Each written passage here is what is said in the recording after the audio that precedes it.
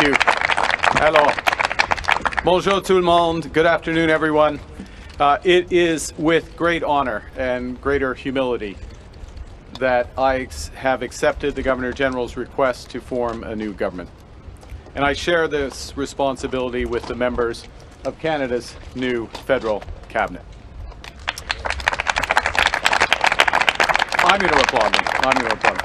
Canadians elected this new government with a strong mandate to define a new economic and security relationship with the United States and to build a stronger economy for all Canadians. Canadians also sent a clear message that their cost of living must come down and that our communities must be safe. The swearing in of this cabinet is amongst the fastest following an election, and the beginning of the new parliament will be one of the most rapid following an election in Canadian history. We are starting as we aim to go on. Our government will deliver its mandate for change with urgency and determination. We're going to deliver that mandate with a new team, purpose-built for this hinge moment in Canada's history. This cabinet is smaller and more focused than those of previous governments. It will operate with a commitment to true cabinet government, with everyone expected and empowered to show leadership, to bring new ideas, to have a clear focus, and to take decisive actions to accomplish their work. In a return to more traditional cabinet government, our cabinet will be supported by 10 secretaries of state who will lead on key priorities within their ministers' portfolios. Nous allons gouverner en tant qu'équipe, autant au sein du Conseil des ministres que du caucus, et travailler de façon constructive avec l'ensemble des partis au Parlement. The decisions made by this new Parliament, which starts on the 26th of May, will be critical to Canada's future. Our new government's core priorities will be outlined on the 27th of May by His Majesty King Charles III in the speech from the throne. Nous allons travailler avec l'ensemble de nos partenaires pour atteindre nos objectifs et réaliser les changements désirés par les Canadiens et Canadiennes. Le Canada est plus qu'une nation. C'est une confédération fondée sur l'union des peuples, français, anglais et autochtones. L'approche de notre gouvernement va refléter cette réalité. We will govern as a cabinet constructively and collaboratively, working with caucus and across parties in Parliament to deliver the change that Canadians want and desire. Our new government will be a strong and reliable partner to the provinces, the territories, and to Indigenous peoples. We will reinforce bridges across labor, business, and civil society. And together, we will advance the nation-building investments that will support the core mission of this government, which is to create the strongest economy in the G7, an economy that works for everyone. Alors que nos travailleurs et nos entreprises continuent de faire face aux tarifs injustifiés imposés par les États-Unis, mon gouvernement va se battre pour le Canada, pour que le Canada obtienne le meilleur accord possible. Pour le faire, nous allons prendre le temps nécessaire, mais sans plus. En même temps, nous allons renforcer nos relations avec des partenaires fiables. Le Canada a ce dont le monde a besoin. Et nous défendons des valeurs que le monde respecte. Nous allons renforcer notre propre économie, une économie qui crée des emplois, qui augmente les salaires, qui est résiliente face au choc. Pour y arriver, nous allons bâtir une seule économie canadienne au lieu de 13. D'ici la fête du Canada, mon gouvernement aura fait sa part pour atteindre cet objectif. We're working already closely with the provinces, territories, and Indigenous peoples to identify and catalyze projects of national significance. projects that will connect Canada, deepen our ties with the world, and grow our economy for generations. That work will be the primary focus of the first ministers' meeting that's due to take place on the 2nd of June in Saskatoon. My government will also take immediate action with immediate legislation to fast-track these nation-building investments and to eliminate all remaining federal barriers to internal trade as our contribution to building one Canadian economy out of 13. In everything, we will be guided by our conviction that our economy is only strong when it serves everyone. That means bringing down costs for all Canadians. It means making life more affordable and helping everyone to get ahead. To those end, my last government's first act was to cancel the consumer carbon tax. In this new Parliament, our new government will put more money in Canadians' pockets with a middle-class tax cut that will take effect by Canada Day, saving two-income families up to $825 a year. We will also cut the GST on homes under $1 million for first-time home buyers and lower the GST on homes between $1 million and $1.5 million, helping to promote the goal of affordable home ownership. But that goal can only truly be achieved by doubling the rate of home building in this country. So we will build homes faster at lower costs with a smaller environmental footprint in construction and greater efficiency once families move in. And in that process, we will create an entirely new Canadian housing industry in modular and prefab housing using Canadian technology, Canadian skilled workers, and Canadian lumber. My government will work relentlessly to keep Canada secure as a sovereign nation and to keep Canadians safe in their communities.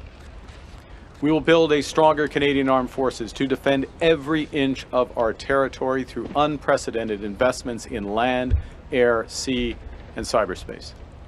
We will strengthen Canadian law enforcement and border security, including with 1,000 new RCMP personnel and 1,000 new border security officers. And we will toughen the criminal code for those threatening the safety of Canadians, including making bail harder to get for those charged with stealing cars, with home invasion, or with human trafficking. Nous allons bâtir la confiance en notre système de justice, et nous allons faire de même avec notre système d'immigration. Nous allons ramener l'immigration à des niveaux raisonnables, en plafonnant le nombre de travailleurs étrangers temporaires et d'étudiants internationaux. Dans toutes nos actions, nous serons guidés par une nouvelle discipline fiscale. Notre gouvernement va dépenser moins pour que les Canadiens puissent investir plus. Ce travail a déjà commencé et notre nouveau gouvernement va redoubler d'efforts dès demain, lors de la première rencontre du Conseil des ministres. Les Canadiens nous ont donné le mandat d'apporter de grands changements rapidement, se bâtir.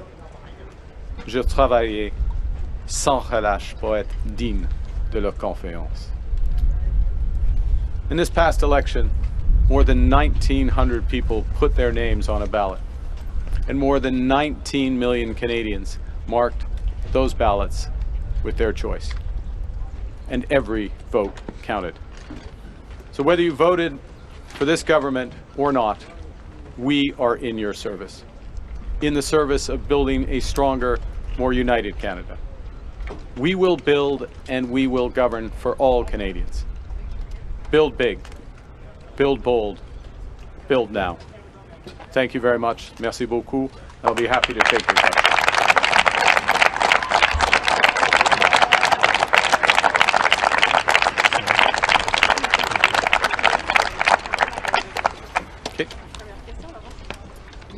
Carney, Laurence Martin de Radio-Canada. Pourquoi est-ce que Mélanie Joly n'était plus la bonne interlocutrice avec la Maison-Blanche? Madame Joly a beaucoup de talent et de talent en ce qui concerne les affaires étrangères, y compris les relations avec la Maison-Blanche. ou les Américaines. Je veux préciser avec les Américaines et sa homologue M. Rubio. Mais en même temps, Mme Joly a beaucoup d'expérience comme membre du cabinet et beaucoup d'expérience en ce qui concerne les enjeux économiques. Et au fond, c'est un gouvernement qui va mettre l'accent sur l'économie canadienne. Oui, c'est vrai, il faut régler la situation avec les Américains. Mais la personne qui doit avoir la plus bonne relation avec la Maison-Blanche, c'est le Premier ministre du Canada. Et pour le moment, c'est moi. OK. Je vais vous demander en anglais. So it's not un désaveu, like you would say in French. In English, on Mélanie. You want me to answer in English? Yes, if you can just repeat in This English. is a first. Okay, so Radio Canada is asking No. for translation. That's not my follow-up. That's not my follow-up. The point is that Madame Joly and all the members of the cabinet, particularly the most experienced members of the cabinet, have many talents and very much experience and can play many roles. The relations with the Americans, and of course including the relations with the Americans, where she has played a very important role. The person who has the relationship you asked specifically about the White House, of course, is the Prime Minister with the President, and I'm the Prime Minister, so I play that role. But I want to emphasize one other thing I said in French, which you heard, which is this is a government that, of course, we have to address and come to a new arrangement with the Americans. Il faut régler cette situation. But our primary focus is on the economy, and our primary focus is on the Canadian economy. And we are at the start of an industrial transformation, a transformation of this economy. And Madame Joly, as Minister of Industry, is going to help lead that in concert with the other members of the Cabinet and myself. Vous nommez Dominique Leblanc à l'unité économique canadienne. Oui. Pour vous, quelle est la plus grande menace pour le Canada? Est-ce que c'est Donald Trump ou est-ce que ce sont les fissures dans l'unité canadienne? Les failles dans l'unité? Oui, OK. Il fait beau aujourd'hui et chaque défi a une opportunité. Et la plus grande opportunité pour le Canada, c'est d'avoir une économie canadienne au lieu de 13. Alors, d'avoir le job, si je peux dire comme ça, le job de M. Leblanc, de mener ce processus avec les provinces et les territoires, y compris le gouvernement fédéral, d'avoir une économie canadienne. C'est plus large, le rendement est plus large que la punition américaine possible. Mais qu'est-ce que c'est le plus grand défi? Oui, c'est un défi. Chaque défi est une occasion. Alors, mais l'occasion, chaque défi est une opportunité, et l'opportunité la plus grande est d'avoir une économie canadienne. Good afternoon, Prime Minister. Rachel Aiello, CTV News. You're 2 seats shy of 1, but should Canadians expect you to govern like you have a majority? Thank you for the question. We ran a very clear campaign on our priorities, standing up to the U.S., getting the best possible relationship, security and economic relationship, but then at the core, building the strongest economy in the G7 economy that works for everyone. I enumerated just now some of those, what that translates into specific priorities. You'll hear more of those translations in the speech from the throne, but you will be able to guess what they are, having followed the campaign and what Canadians voted for. I'll remind, not you'll know this, but those watching, we receive more votes than anyone else in any election. We are in a position where we have cabinet members from all the provinces. I'm very proud of that, and a cabinet member full cabinet member from the territories. So we're governing for all Canadians, all regions, with a strong and clear mandate that came out of the election, and that's how we will govern. Thank you. And so what does tangible progress look like for you when it comes to addressing cost of living concerns in this country? And will there be a barometer such as public mandate letters for Canadians to hold you accountable to? Well, I think the way Canadians will hold account by their experience at the grocery store, when they're paying their electricity bill, when they or their children are looking for a place to live. So it will be their experiences how they will they will form those judgments, and then of course accountability comes at the ballot box. Mandate letters, cabinets, cabinet discussions, legislation, regulation, these are just steps to accomplish those ultimate goals. And it's what the experience is of Canadian families. That's how they will judge cost of living. I will say one other thing, but there are two elements to cost of living. One is the actual cost of things, and the other is, are people's salaries growing? Is their take-home pay increasing? Can they find jobs readily? And those last aspects, we have to focus on those aspects as well. We can act most quickly, most immediately with the middle class tax cut, which is, as I said in my remarks, we will act by Canada Day. Parliament has to approve it. We'll have to find 2 extra votes in order to get that. But we clearly campaigned on that, and we'll put that forth. But more broadly, what we need to do is build this economy, create great jobs for Canadians. At the same time, costs are held under control. But it's really about jobs and growth in incomes that will help all Canadians get ahead. Next question, Pushing Kissing. Sarah Ritchie with the Canadian Press. Given what you just said about trying to find 2 extra votes in Parliament, what efforts are you and your team making to sort of more permanently find those 2 extra votes from other caucuses? Yeah, maybe I didn't say this quite as explicitly, but I will now, which is that we campaigned hard, we campaigned clearly, we had more than 100 events, we answered media questions at all our events, and gave a very clear platform. So we have a strong mandate. We're going to focus on the issues that are at the core of that mandate. Of course, we'll work with parliamentarians and we'll work with the provinces to move things forward. But we've been elected to do a job. We intend to do it quickly and forcefully. In other words, we have to address this crisis with the Americans, and we have to address the very real challenges in our economy, and we will do that. Follow-up. Who will be your key members of your team that help you lead that Canada-U.S. relations file? I obviously in my role, I take ultimate responsibility for it. But the Minister of Foreign Affairs will play a role. The Minister of Finance, the Minister, Monsieur Leblanc, in his role specifically designated with respect to Canada-U.S. trade. As will the Minister of Defense and the Minister of Public Safety, because there are aspects, and I will say without going into great detail that it was a week ago, I guess, when I met with, a number of us met with President Trump and his team, and in the broader discussions outside of the Oval Office in the Roosevelt Room, we touched on all those issues: public safety, defense, as well as all aspects of economics and trade. And so it is a real team effort, and I'm remiss in that I hadn't mentioned, and I will now, obviously our ambassador in Washington, who plays a very important role. Miss him. Next question. Good afternoon, Prime Minister. Gillian Piper with Global News. Interim NDP leader Don Davies told Global News that your government was reaching out and calling NDP individuals about trying to poach them to join your party. Are you trying to poach NDP MPs to join the Liberals? Look, we, as I said a moment ago, we have a clear mandate. We'll work towards that clear mandate. We're always interested in working with parliamentarians from any of the opposition parties to support that mandate.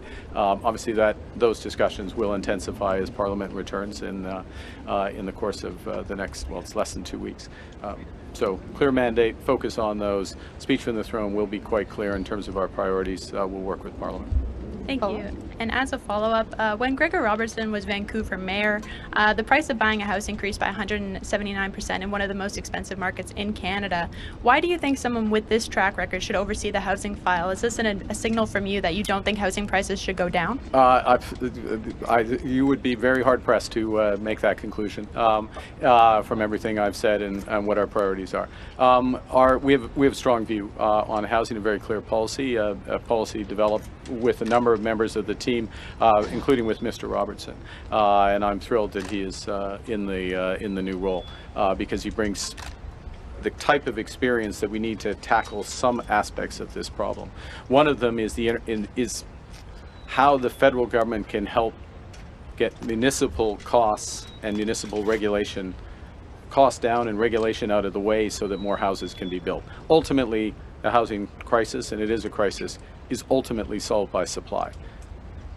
We can do things to help with affordability at the start, which is why we have the GST cut, but ultimately it's a question of supply. And as I think you know, Julie, we have very aggressive objectives on supply, the doubling of the building of supply across Canada. We're going to have to change how we build. And a lot of that expertise, it's not exclusively, but a lot of it is actually been developed in British Columbia. Minister Robertson is very familiar with it. We're going to incorporate that, but in a pan-Canadian strategy to really drive this. Thank you. Next question. You'll hear a lot more about it over time.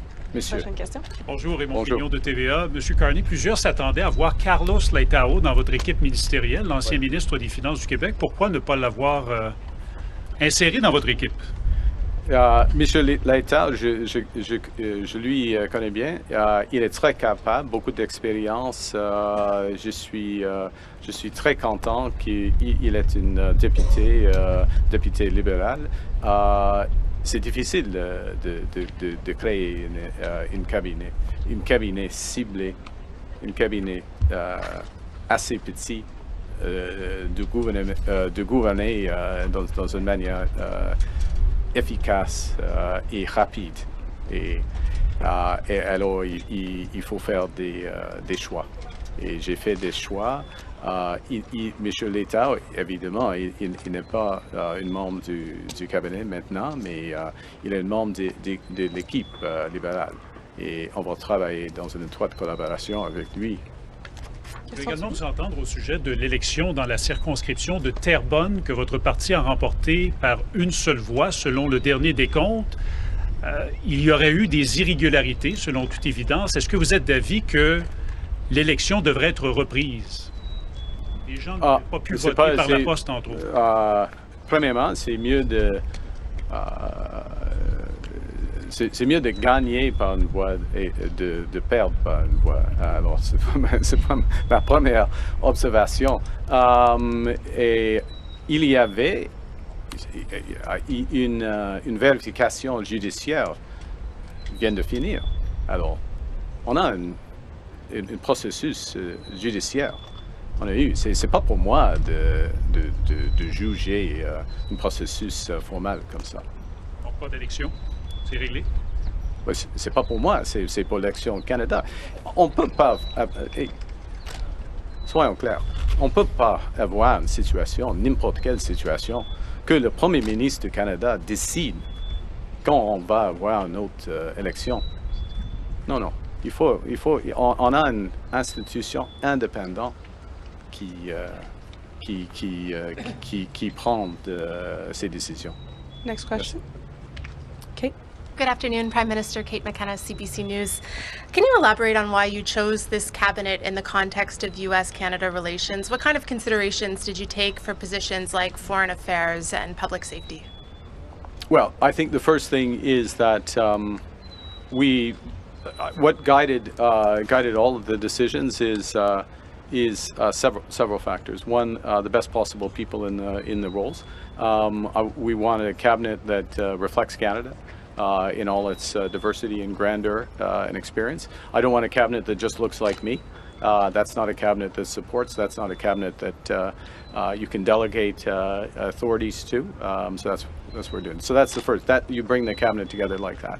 The second thing is with respect to Canada-U.S. and all aspects, if you will, of the economic and international relations, looking for a combination of experience in the files and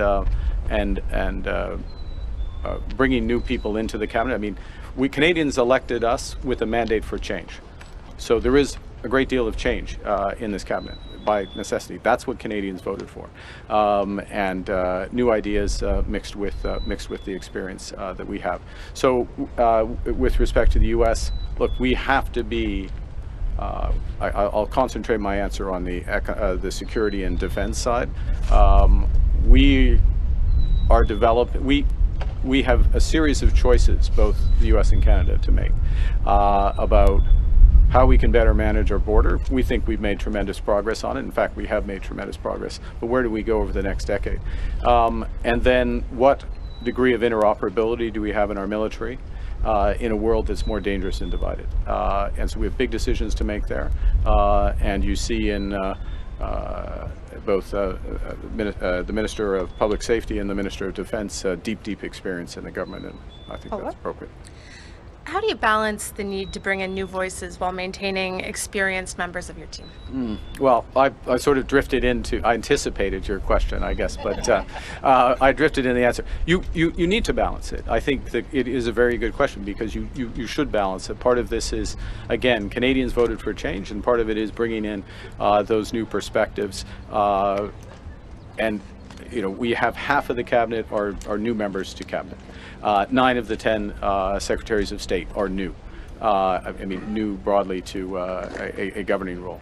So there is a tremendous amount of, but it also means that half of the cabinet has experience. Perhaps they're in different roles, but they're going to be around the table. And what is crucial, last point, in my view and experience, is how you govern, how you run cabinet meetings, how you run committee meetings.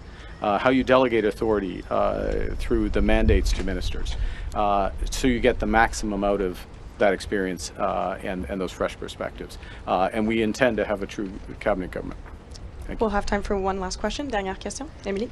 Émilie Bergeron, La Presse canadienne. Bonjour, Monsieur Carney. Pourquoi avez-vous senti le besoin de faire de la place à autant de nouvelles personnes dans votre cabinet? Est-ce que c'était pour vous distancier de Monsieur Trudeau? Comme je viens de dire, les Canadiens et Canadiens ont voté pour des grands changements. Pas des petits changements, des grands changements. Et c'est nécessaire d'avoir des nouvelles perspectives, et avec l'expérience. Et alors, à ce moment, nous avons un cabinet, un conseil de ministres, qui, avec 14 ministres avec beaucoup d'expérience et 14 de nouveaux. Pour moi, c'est parfait. Et ensuite, en anglais. We need to balance experience and new perspectives. Canadians voted for big change, not small change. They voted for big change. We're blessed with the trust of many Canadians. We have a big intake of new deputies, lots of different experiences that they're bringing, and so bringing a balance, which is what we have of experience, perhaps in some cases in new roles, but experience as cabinet ministers, and new voices, new perspectives, half and half. For me, it's perfect. Last follow-up. Oui, donc est-ce que vous seriez ouvert à permettre au NPD d'avoir la reconnaissance de parti officiel à la Chambre des communes? Oui, c'est plus une question pour le Parlement. Et simplement, je prends note que les Canadiens et Canadiens ont fait leur décision. Il n'y a pas beaucoup de membres de NPD. C'est une décision des Canadiens. Ce n'est pas une décision de moi. Merci. Merci. C'est ce qui m'a fait à notre conférence de presse. This puts an end to our press conference. Thank you. Merci beaucoup.